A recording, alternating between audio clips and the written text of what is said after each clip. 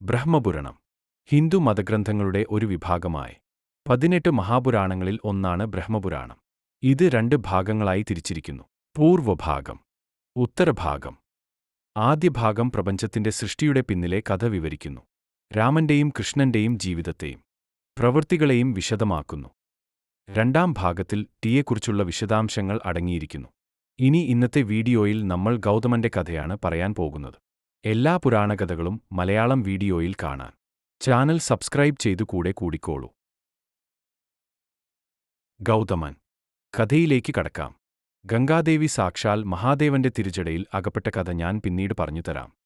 ശിവന്റെ മുടിയിൽ കുടുങ്ങിയ ഗംഗാജലത്തിന്റെ ഒരു ഭാഗം ഭഗീരഥൻ ഭൂമിയിലേക്ക് ഇറക്കി. ബാക്കിയുള്ള ഭാഗം ഗൗതമമുനിയും ഇറക്കി. പാർവതി വിവാഹം കഴിച്ചത് ശിവനെയാണ്. എന്നാൽ ശിവൻ പാർവതിയേക്കാൾ ഗംഗയെ ഇഷ്ടമായിരുന്നു. ശിവന്റെ മുടിയിൽ നിന്ന് ഗംഗയെ നീക്കം ചെയ്യാൻ ഒരു വഴി കണ്ടെത്തണമെന്ന് പാർവതി തീരുമാനിച്ചു. അവൾ അനുനയിപ്പിക്കാൻ ശ്രമിച്ചു. പക്ഷേ ശിവൻ കേൾക്കാൻ തയ്യാറായില്ല. അക്കാലത്ത് ഭൂമിയിൽ 14 വർഷം നീണ്ടുനിൽക്കുന്ന ഭയാനകമായ വരൾച്ച ഉണ്ടായിരുന്നു. വരൾച്ച ബാധിക്കാത്ത ഒരേയൊരു സ്ഥലം ഗൗതമ മുനിയുടെ ആശ്രമമാണ്. വരൾച്ചയിൽ നിന്ന് രക്ഷപ്പെടാൻ മറ്റ് ആളുകളും ആശ്രമത്തിൽ ഒത്തുകൂടി. ഗൗതമൻ അവരെയെല്ലാം സ്വാഗതം ചെയ്തു. ഗംഗാപ്രശ്നത്തിൽ നിന്ന് അമ്മയെ മോചിപ്പിക്കാൻ ഒരു വഴി കണ്ടെത്താനാകുമെന്ന് ഗണേശൻ കരുതി. അവൻ പോയി ഗൗതമന്റെ ആശ്രമത്തിൽ താമസിക്കാൻ തുടങ്ങി.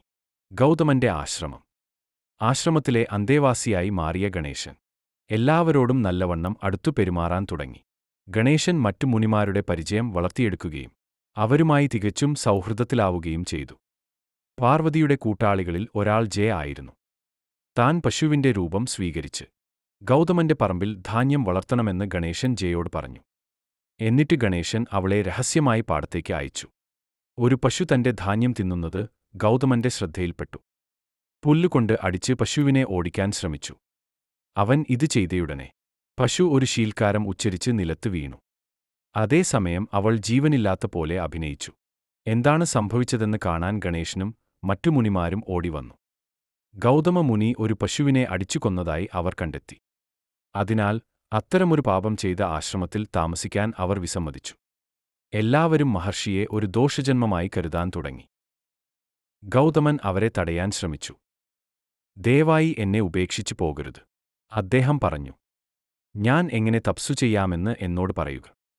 ശിവന്റെ മുടിയിൽ നിന്ന് ഗംഗയെ താഴെയിറക്കണം, ഗണേശൻ മറുപടി പറഞ്ഞു. ആ വെള്ളം പശുവിന്റെ മൃത്ശരീരത്തിൽ തൊടുമ്പോൾ നിങ്ങളുടെ പാപം പൊറുക്കപ്പെടും. ഗണേശൻ മറ്റു ഋഷിമാരുമായി വളരെ സൗഹാർദ്ദപരമായി പെരുമാറി. എല്ലാവരും അദ്ദേഹത്തിന്റെ പരിഹാരം സ്വീകരിച്ചു. ആവശ്യമുള്ളത് ചെയ്യാൻ ഗൗതമനും സമ്മതിച്ചു. ഗണേശൻ തന്റെ ഉദ്ദേശം സാധിച്ചതിൽ അതിയായി സന്തോഷിച്ചു. എന്നാലും സന്തോഷം പുറത്തു കാട്ടാതെ ഗൗതമനെ കൈലാസത്തിലേക്ക് ക്ഷണിച്ചു. അതനുസരിച്ച് ഗൗതമൻ കൈലാസ് പർവ്വതത്തിലെത്തി ശിവനെ പ്രാർത്ഥിക്കാൻ തുടങ്ങി. ഗൗതമന്റെ തപസ്യയിൽ സന്തുഷ്ടനായ ശിവൻ ഒരു വരം നൽകാമെന്ന് വാഗ്ദാനം ചെയ്തു. ഗംഗയെ ഭൂമിയിലേക്ക് ഇറക്കിവിടാനുള്ള വരം ഗൗതമൻ സ്വാഭാവികമായും ആഗ്രഹിച്ചു. കൈലാസനാഥൻ മനസ്സില്ലാ മനസ്സോടെ അവസാനം സമ്മതിച്ചു. അങ്ങനെയാണ് ഗൗതമ മുനി ഗംഗയെ ഭൂമിയിലേക്ക് ഇറക്കിയത്. ഗംഗയ്ക്ക് സ്വർഗത്തിൽ 4, ഭൂമിയിൽ 7, പാതാളത്തിൽ 4 പോഷകനദികളുണ്ട്. ഗംഗയെ ഭൂമിയിലേക്ക് ഇറക്കിയത് ഗൗതമൻ ആയതിനാൽ ഈ നദിക്ക് ഗൗതമി ഗംഗ എന്നും പേരുണ്ട്. ഗണേശപുരാണവും രാമായണവും അഹല്യയെ ഗൗതമന്റെ ഭാര്യയായി വിശേഷിപ്പിക്കുന്നു. ഇതിഹാസത്തിന്റെ ഇടനാഴിയായി വിശ്വസിക്കപ്പെടുന്നു. ഉത്തരഖാണ്ഡയിൽ അവരുടെ വിവാഹം രേഖപ്പെടുത്തിയിട്ടുണ്ട്. കഥയനുസരിച്ച് സ്രഷ്ടാവായ ബ്രഹ്മാവ് സുന്ദരിയായ ഒരു പെൺകുട്ടിയെ സൃഷ്ടിക്കുകയും അവളെ ഗൗതമനു വധുവായി നൽകുകയും ശതാനന്ദൻ എന്നൊരു മകൻ ജനിക്കുകയും ചെയ്യുന്നു. വീട്ടിലെത്തിയ ഗൗതമൻ ഇന്ദ്രനെ ശപിക്കുന്നതിനെ ഉപാസനഖാണ്ഡ പരാമർശിക്കുന്നു. ഗൗതമന്റെ വേഷം ധരിച്ച ഇന്ദ്രൻ അഹല്യയുമായി ലൈംഗിക ബന്ധത്തിൽ ഏർപ്പെട്ടിരുന്നുവെന്നും ഇതറിഞ്ഞ ഗൗതമ മഹർഷി ഇന്ദ്രനെ 1000 യോനികളാൽ ശപിക്കുകയും രാമൻ അവളെ ചവിട്ടുന്നത് വരെ അഹല്യയെ ഒരു കല്ലാക്കി മാറ്റുകയും ചെയ്തു. ഗൗതമൻ ഒരു മന്ത്രം ചൊല്ലിയതിനു ശേഷം ഇന്ദ്രൻ ഒടുവിൽ സാധാരണ നിലയിലേക്ക് മടങ്ങിവരുന്നു. അവൻ ദേവന്മാരോട് വെളിപ്പെടുത്തുന്ന ഗണേശയിൽ മഹത്വം കണ്ടെത്തുന്നു. കൂടാതെ അഹല്യ രാമന്റെ പാദത്താൽ അനുഗ്രഹിക്കപ്പെട്ടവളാണ് എന്ന് രാമായണത്തിൽ നമ്മൾ കാണുന്നു.